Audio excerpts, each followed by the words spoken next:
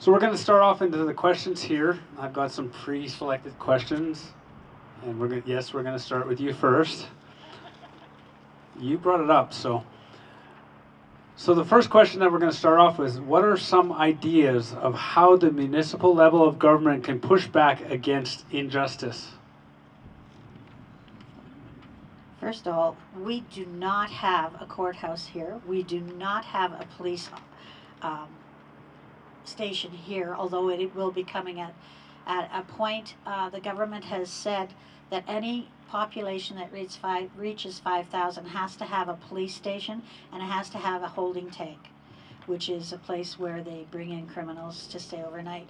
And again, when I was on council before, I went before the government and I said, why is that when 10 minutes away we have Didsbury, which has a courthouse and a holding tank and a police station? And then Crossville came alongside me and said they have the same problem, that they are sitting there and they have Airdrie within their reach by 10 minutes.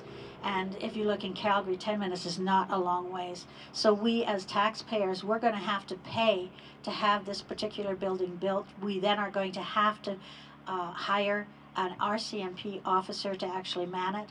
And we already have peace officers here in town. So injustice, is it injustice against people, or is it injustice against the government?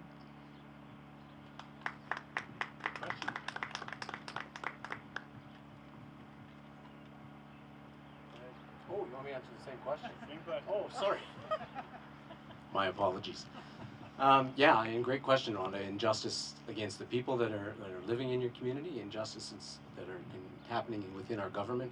I mean, we can talk about injustices at the federal level forever if you want to go down that road, but we're talking about municipal government here. You know, I believe that municipal government is the closest level of government to the people. And as such, municipal government should have the most power to influence what's going on in their communities.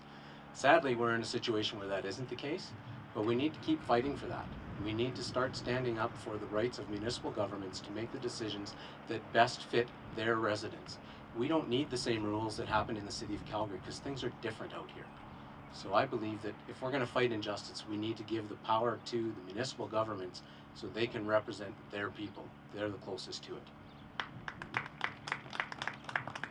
Those are some great responses.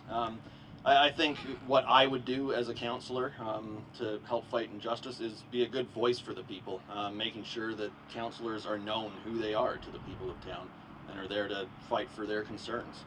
That's pretty much how I feel about it. Thank you for that.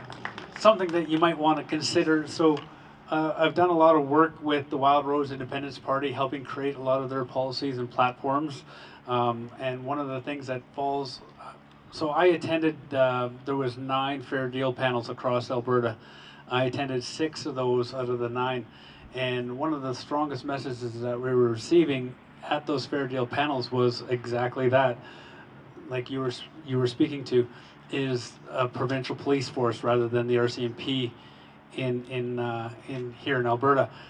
So that's definitely something that the municipal governments have to start to work with the provincial governments to help find a way of moving Alberta forward and taking advantage of the Constitution, right? And what we can do for the people of Alberta.